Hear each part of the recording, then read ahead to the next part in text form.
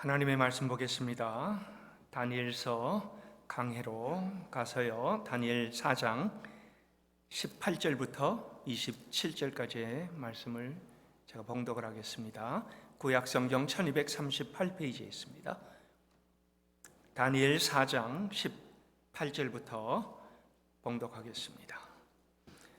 나 느부갓네살 왕이 이 꿈을 꾸었나니 너 벨드사사라, 그 해석을 밝히 말하라. 내 나라 모든 지혜자가 능히 내게 그 해석을 알게 하지 못하였으나 오직 너는 능히 하리니 이는 거룩한 신들의 영이 내 안에 있음이라. 벨드사사리라 이름한 다니엘이 한동안 놀라며 마음으로 번민하는지라 왕이 그에게 말하여 이르기를, 벨드사사라, 너는 이 꿈과 해석으로 말미암아 번민할 것이 아니니라. 벨드사살이 대답하여 이르되, 내 주여, 그 꿈은 왕을 미워하는 자에게 응하며 그 해석은 왕의 대적에게 응하기를 원하나이다. 왕께서 보신 그 나무가 자라서 견고하여지고 그 높이는 하늘에 닿았으니 땅 끝에서도 보이겠고 그 잎사귀는 아름답고 그 열매는 많아서 만민의 먹을 것이 될 만하고 들짐승은 그 아래에 살며 공중에 나는 새는 그 가지에 깃들었나이다. 왕이여, 이 나무는 곧 왕이시라. 이는 왕이 자라서 견고하여지고 창대하사 하늘에 닿으시며 권세는 땅 끝까지 미치심이니이다. 왕이 보신즉 한 순찰자, 한 거룩한 자가 하늘에서 내려와서 이르기를, 그 나무를 베어 없애라. 그러나 그 뿌리에 그루터기는 땅에 남겨두고 새와 노줄로 동이고 그것을 들풀 가운데에 두라. 그것이 하늘 이슬에 젖고 또 들짐승과 더불어 제 몫을 얻으며 7대를 지내리라 하였나이다. 왕이여, 그 해석은 이러하나이다. 곧 지극히 높으신 이가 명령하신 것이 내 주 왕에게 미칠 것이라. 왕이 사람에게서 쫓겨나서 들짐승과 함께 살며 소처럼 풀을 먹으며 하늘 이슬에 젖을 것이요 이와 같이 7대를 지낼 것이라. 그때에 지극히 높으신 이가 사람의 나라를 다스리시며 자기의 뜻대로 그것을 누구에게든지 주시는 줄을 아시리이다. 또 그들이 그 나무 뿌리를 그루터기를 남겨두라 하였은즉 하나님이 다스리는 줄을 왕이 깨달은 후에야 왕의 나라가 견고하리이다. 그런즉 왕이여, 내가 아뢰는 것을 받으시고 공의를 행함으로 죄를 사하고 가난한 자를 긍휼히 여김으로 죄악을 사하소서. 그리하시면 왕의 평안함이 혹시 장구하리이다 하니라. 아멘. 하나님께서 우리에게 경고를 때로 주십니다. 여러분, 경고가 우리에게 의미하는 것이 무엇입니까? 경고는 우리에게 너가 삶을 돌이키지 않으면, 아니면 너가 변하지 않으면 훨씬 더 큰 어려움이 올 것이다 라고 주의를 주는 겁니다. 가령 우리는 운전할 적에 보통 적정 스피드가 있습니다. 스피드 리밋이라고 하죠. 속도를 우리가 위반해서 경찰한테 만약에 적발이 되면요, 좋은 경찰이면 우리에게 워닝만 주고 끝납니다. 다시는 이렇게 빨리 달리지 마십시오. 근데 만약에 여러분, 이 경찰이 주는 워닝, 여러분들에게 경고를 주는데요, 이것을 무시하면 어떻게 됩니까? 그 다음에 동일한 데서 또 동일한 경찰한테 걸리게 되면 딱지를 받습니다. 여러분, 거기에 대한 대가를 분명히 치르셔야만 합니다. 요즘 이 몸에서 우리에게 경고를 주는 것들이 굉장히 많습니다. 몸이 조금 힘들어지면 몸은 우리에게 경고를 줄 수밖에 없습니다. 아니면 요즘은 또 참 세월이 좋아서요, 피검사를 통해서 우리가 뭐의 수치가 높다 이러한 것들이 나타납니다. 이것은 하나의 경고입니다. 삶의 방식을 바꾸지 않으면은, 아니면은 음식을 통해서나 다양한 그런 그 의사가 얘기하는 것을 우리가 변하지 않으면은 결국은 우리가 어떻게 됩니까? 병에 걸립니다. 아니면 심하면 죽기까지 합니다. 그래서요, 우리는 하나님께서 우리에게 주시는 이 경고, 이 경고는 사실은 사랑이다 그렇게 부릅니다. 자, 한번 보세요. 태풍이 불기 전에, 토네이도가 오기 전에 경보가 울립니다. 특별하게 그런 것들이 많이 오는 지역은요, 이 경보 시스템이 잘 되어 있습니다. 안전한 곳으로 우리에게 대피를 하라라고 하는데요, 귀 기울이지 않으면 어떻게 됩니까? 삶에서 고통을 당합니다. 우리는 보통 세상에 살아가면서 이 다양한 경고들을 받을 수밖에 없습니다. 여러분, 이 경고가 우리에게 해를 줍니까? 유익합니까? 당연히 유익한 거지요. 이것을 제대로만 사용하면 이것은 우리에게 엄청난 유익을 줍니다. 스포츠도 마찬가지예요. 축구에서 너무 과격하게 운동을 하다 보면은 그러면은 옐로 카드를 받습니다. 그거는 경고장입니다. 근데요, 후에 조심하지 않고 무시하면서 여전히 과격하게 플레이를 하다 보면 또 하나의 경고장이 날아옵니다. 근데 두 번째 경고장은 뭡니까? 합쳐져서 레드 카드, 즉 축출입니다. 더 이상 플레이를 못하게끔 나가야만 합니다. 여러분 얼마나 공정합니까? 그냥 처음에 나가라가 아니고요, 한번 경고를 주고 나서 그 다음에 나가라 하는 겁니다. 하나님은요, 우리에게도 이렇게 경고를 주십니다. 구약에서는 주로 선지자로 말씀을 하셨고 개인적으로 꿈에 나타나시기도 하셨습니다. 더 큰 심판이 이르기 전에 회개할 기회를 준다라고 합니다. 한두 번 경고가 아닌 때로 하나님께서 왜 이렇게 경고를 남발하시나 하는 그러한 그 모습을 우리가 볼 수가 있습니다. 하나님 참 결단력도 없으시네 라고 우리는 그렇게 얘기하지 않습니다. 뭐라고 합니까? 사랑과 인자가 풍부하신 하나님, 마지막까지 돌아오시도록 인내로 참으시는 하나님의 사랑을 우리는 여기서 봐야만 합니다. 그래서 하나님은 부모가 철없는 자식 돌아오기를 손꼽아 기다리는 그러한 그 부모 바보처럼, 그 자식 바보처럼 하나님도 우리를 향하신 그러한 그 자식 바보이십니다.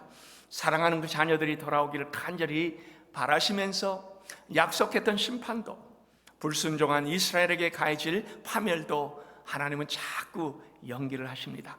이제라도 돌아와라 이렇게 외치고 계십니다. 우리 선지자 에스겔을 보면요, 이스라엘이 바벨론으로 포로로 끌려가기 전에 그 선지자로 하나님께서 부르신 자입니다. 하나님께서 그를 뭐라고 불렀습니까? 너는 파수꾼이다. 파수꾼의 역할을 요구를 했습니다. 에스겔서 3장 17절에 이런 말씀이 있어요. 인자야, 내가 너를 이스라엘의 파수꾼으로 세웠으니 너는 내 입의 말을 듣고 나를 대신하여 그들을 깨우치라. 보통 파수꾼이 하는 일이 뭡니까? 나팔을 부는 거예요. 나팔을 통하여 백성에게 경고하는 역할입니다. 이스라엘이 바벨론으로 끌려가기 이전에 하나님은 에스겔을 보내어 회개하지 않으면 앞으로 다가올 심판이 있을 것이다 라고 경고를 했습니다. 그들이 나팔 소리를 듣고도 정신 차리지 아니했습니다. 하나님은 그 칼을 제거하는 그 심판의 칼을 그들에게 보내셨고요, 그 다음에 하나님께서 경고하신 것을 심판을 통하여 나타내 주셨습니다. 여러분, 경고의 의도가 무엇입니까? 죄에서 돌이키라. 그렇지 아니하면은 강대국의 그 포로로 끌려갈 것이며 때를 지나야만 다시 돌아올 것이다 라고 했습니다. 그런데 하나님은 우리를 이렇게 정죄하고 싶어 하지는 아니하십니다. 우리가 행복하기를 바라시고요, 하나님은 우리가 복받기를 바라십니다. 그런데 하나님 떠난 행복, 하나님과 단절된 그러한 그 복이란 있을 수가 없기 때문에요, 그러한 그 행복은 존재하지 않습니다. 그래서 우리가 불의를 행하고 말씀에 순종하지 않고 방탕할 때는 하나님은 분명하게 우리에게 경고를 보내주십니다. 만약에 그 경고도 우리가 듣지 않고 계속 무시를 하면은 그 다음에 어떡합니까?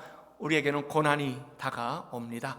근데 여러분, 이것을 우리는 하나님께서 우리가 미워서 이렇게 주시는 고난이라 생각하면 안 됩니다. 우리를 사랑하시기 때문에, 우리를 바꾸시기를 원하시기 때문에 고난을 통해서도 우리가 돌아오기를 원하시는 그러한 하나님의 아비의 사랑하는 그 마음이 그 안에 잠겨 있는 것을 봐야만 합니다. 경고가 뭡니까? 관심이지요. 관심을 가지는 것입니다. 우리 하나님은 우리에게 관심을 가지고 계십니다. 설득 그리고 오래 참음으로 경고를 하면서 그 경고 안에 담겨있는 거짓 없는 사랑을 우리에게 보여주십니다. 근데요, 경고는 분명해야 합니다. 그리고 단호해야 합니다. 여러분이 만약에 자녀가요, 불 속에, 그 끓는 물 속에 손을 집어넣을 때요, 우리는 아이에게 급박하게 경고를 합니다. 소리를 지르며 그 손을 붙잡습니다. 아니면은 또 꾸짖음의 형태를 띨 수도 있습니다. 자녀들을 향한 우리 부모님들의 사랑은 바로 그러한 그 뜨거운 마음으로 자녀에게 다가와서 때로는 매를 때리지만은 그러나 그것은 결코 미움의 매가 아닌 사랑의 매가 되는 겁니다. 그래서 히브리서 기자가 뭐라고 했습니까? 주의 징계하심을 경히 여기지 말며 꾸지람을 들을 때 낙심하지 말라라고 했습니다. 그 이유로 아버지가 징계하지 않는 아들이 있으리요? 라고 묻습니다. 우리 아버지는요, 자녀의 유익을 위하여 의와 평강의 열매를 맺기 위하여 잘못할 때 우리를 징계하신다라고 합니다. 만일 여러분 징계가 없으면 뭡니까? 사생자여 친아들이 아니니라 라고 얘기를 하고 있습니다. 그래서 경고를 듣지 않는 그러한 우리는 하나님의 친아들이 아닌가라는 그러한 그 마음으로 우리 자신을 한번 점검해보는 그러한 것도 필요합니다. 오늘 본문에 보니까 하나님께서는 이방인 왕에게도 이러한 사랑의 증표를 보여줬습니다. 여러분, 구약은 이스라엘에게만 향한 하나님의 사랑인 줄 알죠? 아니에요. 니느웨도 하나님께서 동일한 사랑을 보이셨고, 그 다음에 바벨론의 왕에게도 하나님께서는 동일한 사랑을 표현을 했습니다. 이만큼 성경의 구약에도 얼마나 선교적인 하나님의 사랑이 듬뿍 들어있는지 우리는 말씀을 통하여 확인을 할 수가 있습니다. 자, 우리 몇 주 전에 제가 이미 4장 1절부터 17절까지 여러분들과 나눴습니다. 여러분, 느부갓네살 왕이 꿈을 꾼 것 여전히 기억하시죠? 우리 사람들은요, 때로는 눈이 있어도 보지 못하고 귀가 있어도 듣지 못하고요, 꿈을 꾸어도 그 꿈이 무슨 꿈인지 모르는 사람들이 많습니다. 그래서요, 느부갓네살 왕을 보니까 꿈을 꾸고 그 의미를 몰랐습니다. 그리하여 그 나라의 모든 지혜자들을 다 불러갖고 자기의 꿈 얘기를 했습니다. 그런데 그 꿈을 해석할 수 있는 지혜자는 아무도 없습니다. 결국은 느부갓네살 왕은 다니엘을 부릅니다. 자, 우리는 왜 진작 다니엘을 부르지 않았을까? 다니엘은 정확하게 해석했을 것이라는 확신을 그는 가지고 있습니다. 근데요, 아마 다니엘의 분명한 해석이 그는 두렵기 때문에요, 가장 마지막까지 외면을 했을 겁니다. 자, 다니엘이 불러서 왕의 꿈을 듣습니다. 그러나 그는 즉시 얘기하기를 조금 주저합니다. 왜요? 그 꿈에 대한 해석은 왕에게 아주 나쁜 그러한 그 해석이었기 때문입니다. 그러나 그는 꿈에서 보았던 견고하고 창대한 나무가 누구를 지적한다는 것을 너무나 분명히 알았기 때문에 결국은 왕이여 그 나무는 왕이십니다 라고 얘기를 합니다. 당시에 가장 큰 권력을 가졌던 왕, 모든 풍요와 그 다음에 평안 가운데 많은 나라 백성들이 바벨론의 통치를 받았습니다. 그리고 그는 그 모든 백성들 위해 떵떵거리며 살았던 거지요. 교만에 사로잡혔습니다. 자기가 가장 높은 자리에 있다 생각하고 자기 명령이면 모든 것이 다 통한다고 이렇게 착각 속에 살았던 자입니다. 자, 근데요, 그 꿈속에 누가 나타났습니까? 한 순찰자, 즉 거룩한 자가 하늘에서 내려와 그 나무를 베라라고 명령을 합니다. 하나님을 무시했던 왕이 그 왕자에서 쫓겨나 짐승처럼 살게 될 것을 하나님은 꿈으로 그에게 보여준 겁니다. 그렇지만은 왕은 그 경고를 무시했습니다. 자신의 권력에 취해서 그는 들어도 들리지 아니한 겁니다.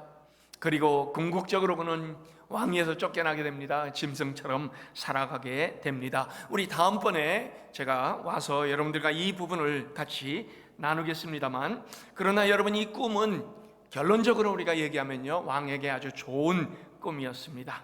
그 과정만 본다면 좋지 않게 보였지만요, 결과적으로는 하나님의 귀한 뜻이 일어났고, 하나님의 뜻은 사랑을 보여주는 하나님의 귀한 사랑의 손길이었습니다.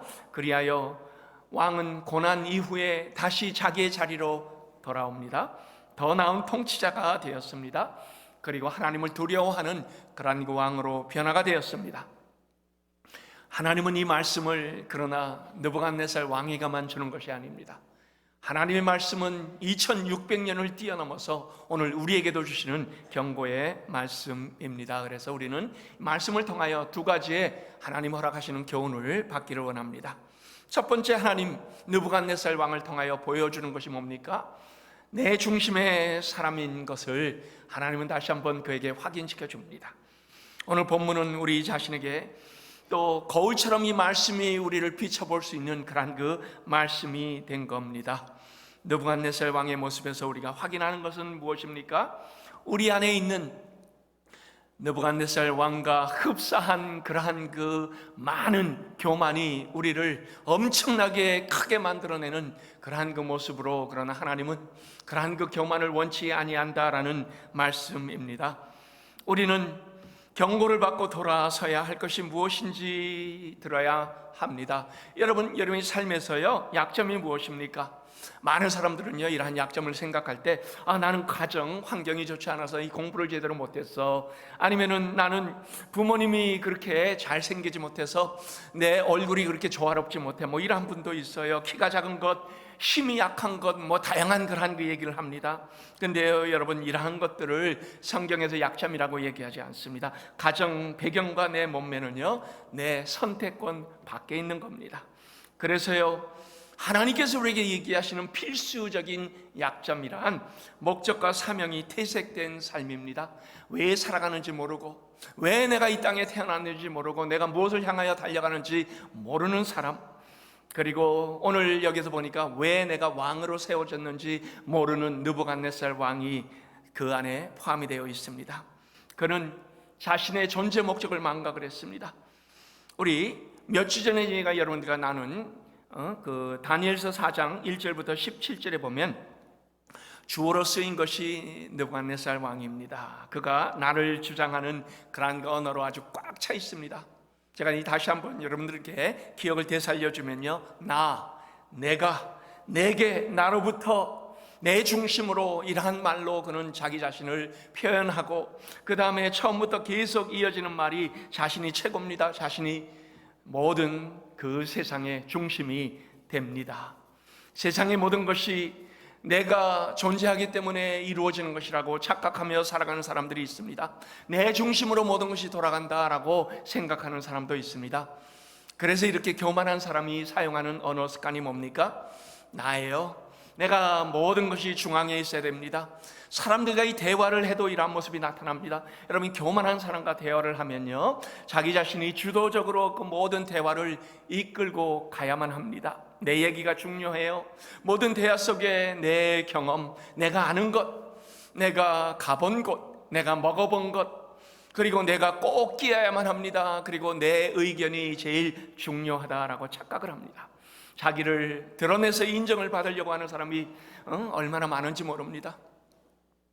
그래야 내가 얼마나 괜찮은 사람인지, 내가 가진 지식이 전부인 것처럼, 그리고 내가 경험한 것이 최고인 것처럼 모두 다 내 중심적인 그러한 언어 습관을 가지고 있는 사람, 여러분, 근데 이러한 사람을 만나면 어떻게 되죠? 굉장히 피곤합니다. 저 사람 만나면 또 자기 얘기하겠네, 또 들으려고 하지도 않고 자기 주장만 하겠네. 여러분, 이러한 생각을 만나기도 전에 만약에 드는 그러한 그 사람이 있다면요, 그 사람과 대화하고 싶으세요? 대화하고 싶지 않지요. 때로 이런 사람은 기피의 대상이 되기도 합니다. 느부갓네살 왕이 바로 그런 사람이었습니다. 내 중심으로 살았어요. 모두가 다 내 비위만 맞춰주고 내 불편이 없도록 배려해주는 그 삶에 그는 항상 적응하고, 그것이 항상 자기 자신에게 편한 삶을 살아갔습니다. 근데 이런 사람을 우리는 뭐라고 합니까? 어린애들이라 그렇게 얘기합니다. 어린애들 한번 보세요. 아직 지각이 없을 때요, 상황 판단이 안 되는 애들을 우리는 어린애라 그렇게 얘기를 합니다. 좋은 것을 보면 여러분 뭘 합니까? 저거 내 거야 라는 얘기부터 나오죠. 뺏으려고 합니다. 만약에 그것을 못 가지면요, 그 다음에 부모에게 그것 사달라고 졸릅니다. 안 되면 막무가내로 울면서 땡깡을 부립니다.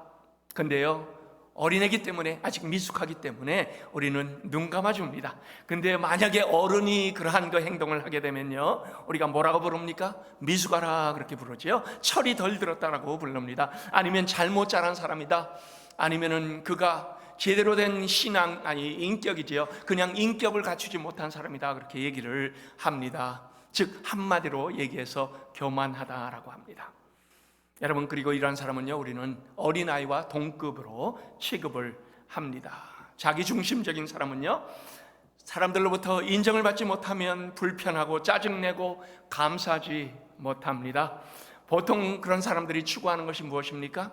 따라가는 것이 무엇입니까? 영원한 것보다는 찰나적인 것들, 잠시 주는 기쁨, 즉흥적인 쾌락들, 즉 영원한 것보다는요, 이 땅에서 나에게 그냥 잠시 동안 기쁨을 줄 만한 것들만 따라갑니다.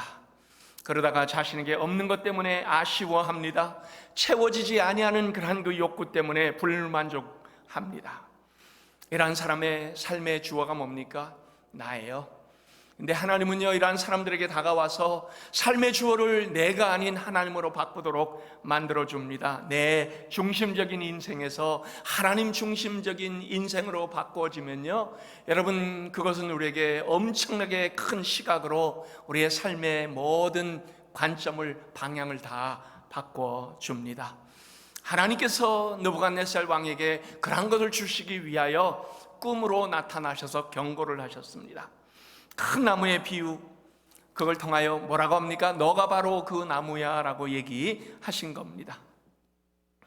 경고는 꿈과 환상으로 오게 됩니다. 물론 오늘날에는 하나님께서 이 특별하게 살아 역사는 하나님의 말씀으로도 다가오십니다. 꿈속에 있는 큰 나무, 여러분이 아름답다 생각하세요? 거목이고 하늘까지 닿는 그 나무는 하나님께서 그러나 아름다운 것이 아님을 보여줍니다. 돌연병이에요. 잘못 자란 겁니다. 그리고 또 그 상징은 풍성한 것, 큰 것, 그것과는 전혀 비교가 안 되는 그러한 그 내 마음의 교만, 그리고 사랑, 그 세상의 자랑으로 드러내고 있습니다. 즉 성장한 것이 아니라 비만한 겁니다. 그리고 이 비만은 하나님께서 그렇게 좋아하지 않습니다. 여러분, 최근에요, 한국이나 미국이나 마찬가지죠, 인본주의가 서서히 대학 안으로 들어갔습니다. 그리하여 그 대학에서 비대해진 그러한 그 세상 교육이 예전에 있던 그러한 그 하나님 신앙으로 대치하는 그러한 그 모습들이 많이 나타납니다. 여러분, 우리 자녀들 보내기를 원하는 대학들, 물론 교육에 있어서는 아주 특출합니다. 그러나 우리 하버드, 예일, 프린스턴 같은 이 대학들은요, 처음에 세워질 때는 다 기독교 정신으로 세워진 대학입니다. 말씀을 중심으로 교육을, 하나님을 사랑하고 하나님을 경외하는 것을 목표로 세워진 그러한 그 교육입니다. 그리하여 그 대학을 통하여 기독교 지도자 양성을 위하여 세워졌는데요, 그러나 이 모습 본질에서 이제 벗어났습니다. 그리하여 그 다음에 어떻게 됩니까? 이런 학교가 퇴색이 되어 기독교 정신은 이제는 온데간데 없어지고 영적으로 죽어버린 모습들이 나타납니다. 자, 한국도 사실은 동일한 모습들을 우리가 봅니다. 우리 중에 혹시 이 학교를 다닌 분들이 있으면 죄송합니다. 우리 연대, 이화여대, 숭실대, 여러분, 근데요, 최근에는요, 그 대학에서 신앙 얘기를 하면은 조롱을 받는다고 합니다. 시대에 뒤떨어진 사람 취급을 받는 그러한 학교가 돼버리고 말았습니다. 기독교 색채를 지워버리는 그러한 그 일에 가장 앞장선 학교들이 되었습니다. 성경 그러면 고리타분한 그러한 그 학설이다, 신화나 옛날 얘기 정도로 학문으로 취급을 받지를 못하고 있습니다. 그런데 어디는 빠릅니까? 제3의 정체성에 대해서는 가장 빠르게 움직입니다. 최근 미국에서요, 대학 캠퍼스에서 화장실 남녀 공용으로 사용하는 것 제일 먼저 시작이 된 것이 바로 이러한 학교들입니다. 기독교 정신으로 시작된 대학들. 그런데요, 하나님의 말씀보다는 무엇이 대치가 됐습니까? 평등, 동등성, 인권, 이 모든 정신들이요, 하나님의 말씀보다 더 앞서 있는 학교다. 그래서요, 자랑을 합니다. 우리는 깨어있는 학교다. 그리고 우리는 이렇게 앞서가는 학교다라고 인정받기를 원합니다. 사탄의 전략이지요. 즉, 상아탑이 아무리 높다 한들 하나님의 말씀과 결별되어 아무리 상아탑을 자랑하더라도요, 그것은 하나님께서 인정하시는 학교가 될 수가 없습니다. 근데 여러분이 이런 학교들이 처음부터 그랬을까요? 아닙니다. 시간이 지나면서 학교의 설립 정신과 상관이 없는 그러한 그 교만으로 꽉 차 있던 거지요. 더 크게, 더 많이, 더 높이만을 추구하다 보니까 본질에서 벗어난 외형이 커지다 보니까 그 다음에 학교의 명성과 평판이 더 중요하게 된 겁니다. 그리고 나면요, 본질은 이제는 없어지고 비본질이 자리를 잡고 납니다. 방향을 잃어버리고 맙니다. 다른 목적으로 대치가 돼버리고 말면요, 무엇 때문에 세워졌는지 더 이상 중요한 것이 되지를 않습니다. 근데 여러분, 이게 학교만의 모습일까요? 교회도 마찬가지입니다. 잘못 성장하고 잘못 커져버린 교회들, 영적으로 마비가 된 교회들이 여전히 전통만 붙잡고 있고요, 여전히 관례에만 집중하고 있습니다. 말씀이 뭘 얘기하는지는 별로 그렇게 관심이 없어요. 알맹이는 빠져버리고 껍데기만 붙잡고 있는 그러한 그 교회들이 많습니다. 하나님의 살아있는 말씀이 우리에게 경고를 하지만 그러나 그것을 전혀 들을 생각을 하지 않습니다. 하나님은 우리에게 이 말씀을 통하여 점검하라라고 했는데도 불구하고 우리는 목적과 핵심 가치는 빠져버린 것만, 화려한 빛 좋은 개살구적인 그러한 그 모습이 아닌지 우리 자신을 점검해 봐야 할 때가 되었습니다. 혹시 여러분 개인적으로 이러한 것들이 우리 안에 들어와서 잘못된 신앙으로 우리 자신이 자꾸 커지고 있는지 우리는 하나님의 말씀에 비추어서 점검해 보아야 합니다. 하나님은 우리에게 계속 점검을 요구하고 있습니다. 우리 성도 여러분, 인생의 가라지, 쓸데없이 커져버린 교만, 내 야심, 성공에 대한 야망, 돈, 명예, 여러분 이런 것들이 여러분의 마음의 중심으로 자리 잡게 되면요, 경계하십시오. 조심하십시오. 그 가라지가 과대하게 커져버리면 하나님께서 그것을 잘라버리실 수 있습니다.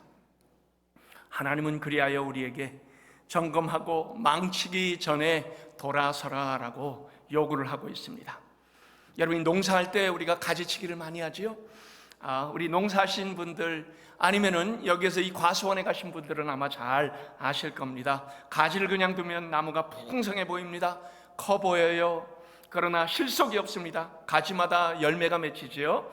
그러나 나중에 결실할 때 그 열매들은 아주 작고 보잘것없습니다. 그래서 일부러 가지를 잘라내고 특히 잔가지들은 다 쳐서 없애버립니다. 왜요? 나무가 앙상하게 남고 나면요, 거기에 맺히는 열매들은 건실합니다.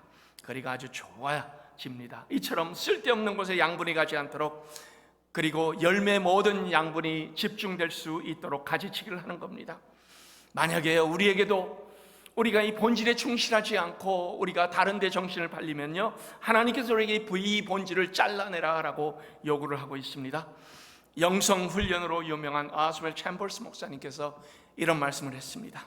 하나님을 두려워하면 아무것도 두려울 것이 없지만 하나님을 두려워하지 않으면 일이 잘못되었을 때 모든 것이 두려움으로 다가옵니다. 여러분, 두려움이 뭡니까? 무서워서 부들부들 떠는 것이 두려움이 아닙니다. 하나님을 경외하는 것이 두려움입니다. 하나님의 섭리를 확신하고 신뢰하는 것이 하나님께서 우리에게 요구하시는 두려움입니다. 즉 하나님의 통치와 주관하심을 인정하는 겁니다. 자, 그것을 인정하면 어떻게 됩니까? 내가 가는 것을 하나님께 계속 점검하고 방향 설정을 제대로 하고 그 다음에 교정하는 일을 하게 됩니다. 저는 영생교회가 하나님께서 우리에게 말씀을 통하여 경고하실 때 경고를 듣고 방향 설정을 하고 돌아서고 또 하나님 원하시는 길로, 하나님께서 원하시는 인정하시는 그 길로 갈 수 있는 교회 될 수 있기를 예수 그리스도의 이름으로 축원합니다. 두 번째로, 하나님은 우리에게 이 죄 사함에 대한 권고를 주십니다. 다니엘은 꿈 해몽을 했지요. 그리고 그 꿈 해몽을 정확하게 하면 자기 자신이 죽을 수도 있다는 그러한 것을 너무나 분명히 알았습니다. 하나님께서 왕에게 주시는 경고는 너무나 분명했기 때문에요, 잠시 그는 주춤했지만 그러나 다니엘은 전혀 타협이 없이 분명하게 하나님께서 주시는 경고의 말씀을 왕에게 알려주었습니다. 나무가 잘라진다. 여러분, 이것은요, 왕이 더 이상 영향력을 행사하지 못한다, 그 자리에서 물러나게 될 것이다 라는 그러한 그 얘기를 한 겁니다. 그러나 구루터기가 남을 것이다 라는 얘기는 뭡니까? 왕의 나라와 생명은 보존될 것이다. 언제까지요? 우리 26절에 보면 나와 있습니다. 하나님이 다스리는 줄을 왕이 깨달은 후에야 왕의 나라가 견고하리라. 언제까지요? 하나님께서 주권적으로 역사하시는 하나님의 통치권을 알 때까지. 느부갓네살 왕은 이때까지 패배를 모르는 절대군주였습니다. 왕 중에 권력자였습니다. 그런데 다니엘은요, 당신보다 더 큰 하나님의 그 능력을 인정할 때까지, 바로 하나님을 경외할 때 비로소 왕의 나라도 바르게 섭니다라고 지적을 해주고 있습니다. 하나님의 통치를 아는 사람, 하나님의 권능을 아는 사람의 자세입니다. 그리고 그러한 사람은 또 왕에게 아무리 높은 권력을 가진 자에게라 할지라도 그러나 그 권면을 하고 있습니다. 여러분이 보통 우리는 경고를 받고 나서 빨리 회개했으면 굉장히 좋았겠지요. 그런데 왕을 포함해서요, 많은 사람이 그렇게 하지 못합니다. 다니엘은 꿈의 해석을 통하여 거대한 나무가 그루터기만 남고 배임을 당할 것을 얘기를 하지요. 즉 회개하지 않으면 앞으로 다가올 심판이 있을 것을 얘기하고 있습니다. 여러분, 우리에게 경고는 너무나 분명한 의도가 있습니다. 하나님께서 왕에게 권세를 주셨는데 왕은 그 의도를 깨닫지도 못하고 권세도 잘 사용하지 못합니다. 자기 자신만을 위하여 권세를 사용하고 있습니다. 하나님께서 그래서 엄중한 경고로 꿈을 주신 겁니다. 하나님은 오늘 우리에게도 이렇게 꿈을 주십니다.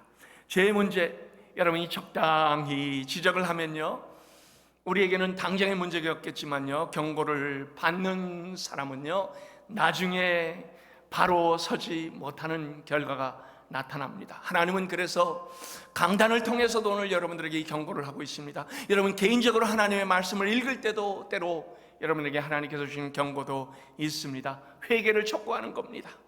그리고 그 메시지는 가감없이 전달이 돼야만 합니다. 왕보다 더 높은, 우리 그 누구보다 더 높은 하늘의 왕께서 또 세상 만사를 주관하시는 것을 우리에게 알려주고 있는 겁니다. 자, 이스라엘 백성들의 역사를 우리가 한번 보십시다. 하나님께서 오랫동안 이스라엘에게도 돌이키라고 경고를 무수히 보냈습니다. 그렇지만 그들은 전혀 그것을 듣지 않았습니다. 그리고 계속 악행을 했습니다. 하나님께서 바벨론을 통하여 포로로 잡혀왔던 이유가 바로 하나님을 배반하고 하나님의 경고를 듣지 아니했던 그러한 그 결과입니다. 자, 근데요, 이스라엘을 파괴하는 도구로 쓰임받은 바벨론 왕에게도 이 경고는 그대로 또 적용이 되었습니다. 하나님의 메시지는 너무나 동일합니다. 느부갓네살 왕은 자신이 잘나서 큰 권세를 가진 것으로 착각을 했습니다.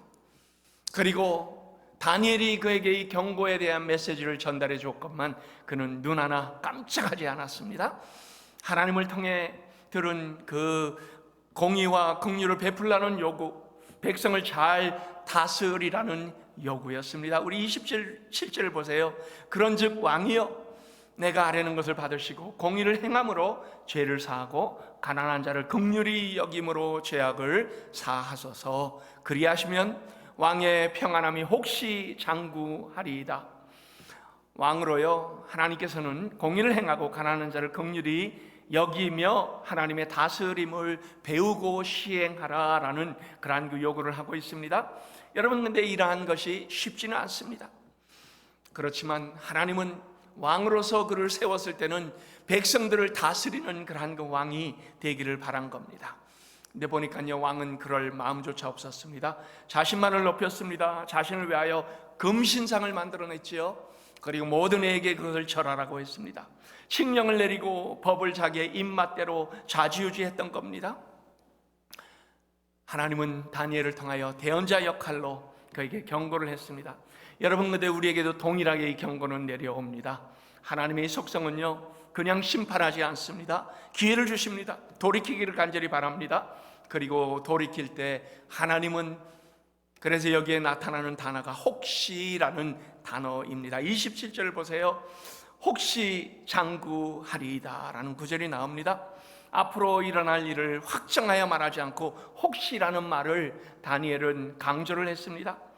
다니엘이 하나님의 대언자로서 설 수 있는 그러한 그 권면입니다.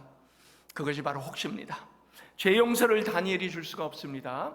그리고 고난을 피하는 것도 다니엘이 줄 수는 없습니다. 그러나 회개를 촉구하는 그 일은 하나님의 말씀을 대언하면서 그는 할 수가 있는 겁니다. 그리고 이 강단에서도 바로 그 일을 하나님께서 할 수 있다라고 허락하신 그러한 그 하나님의 특별하신 섭리입니다. 회개하여 돌아오는 자를 하나님께서 기쁨으로 받아주신다고 했습니다. 여러분 구약을 보세요. 요나가 전한 메시지를 듣고요, 니느웨가 회개를 했을 때 성경이 뭐라고 합니까? 하나님은 진노를 그치고 그 뜻을 돌이키셨다. 뜻을 돌이키시는 하나님입니다. 아무리 우리를 심판하려고 했어도 우리가 진정으로 회개할 때 하나님은 뜻을 돌이키신다라고 합니다. 결론을 내겠습니다. 최근에 여러분 우리는 변화하는 세상을 보고 있습니다.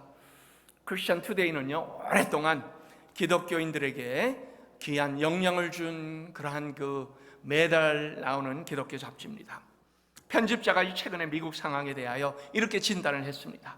미국의 젊은이들이 결혼에 대한 관념이 변한 것은 부모 세대가 그들에게 경고하는 일을 게을리했기 때문이다라고 합니다.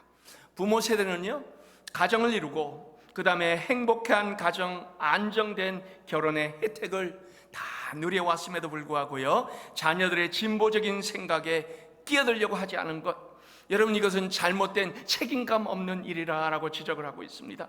자녀들이 대학에서 나쁜 영향을 받았습니다. 그리고 자녀들은 사회에서 또 다양한 얘기를 듣습니다. 그때 부모가 중립을 가장하여 멀리 떨어져 방관자가 되었기 때문에 이 일들이 일어나고 있다고 합니다. 부모는 진리 위에 자녀들이 이어갈 수 있도록 도전하고 동생애가 자리 잡지 못하도록 경고를 해야 했지만, 그러나 성경의 진리에 대하여 갈팡질팡했을 때 거기에 대한 대가를 오늘날 우리가 치르고 있다라고 합니다. 여러분, 이렇게 오늘날 사회가 혼란한 모습을 그냥 하나의 사회적인 물결이라고 하지 말고 관용을 보여서는 안 됩니다. 평등과 소수의 권리라고 억지 포장한 그 진리를 왜곡하는 일에 우리 자녀들에게 그들에게 선택권을 주어서는 안 됩니다. 이것은 부모로서 아주 무책임한 행동입니다. 진리는 단호하게 전해야 되고요, 그리고 그것을 계승시켜야만 합니다. 그럴 때 비진리가 진리처럼 기승을 부리지 못합니다. 우리 영생의 가족들 중에 지금 40대 50대들이요, 아빠 엄마들이 자녀들을 무릎에 앉혀놓고 하나님께서 한 남자와 한 여자를 창조하셔서 그 다음에 가정이 이루어졌단다라는 것을 분명히 가르치는 가정들이 얼마나 많은지 모릅니다. 저는 그것을 볼 때마다 기쁩니다. 다른 데서 물들지 않고 가정에서 이것을 진리를 가르치는 그러한 그 부모, 하나님 앞에서 여러분들은 제대로 역할을 하시는 겁니다. 더 중요한 진리, 바로 성경의 진리입니다. 그리고 그 안에 거듭날 때 자녀들에게 똑바로 경고로 알려줄 때 그 세대는 진리 위에 건강하게 설 수가 있습니다. 영생교회는 이 진리를 수호할 뿐만이 아니라 세대를 넘어서 계속 이어가는 그러한 그 교회가 될 수 있기를 예수 그리스도의 이름으로 축원합니다.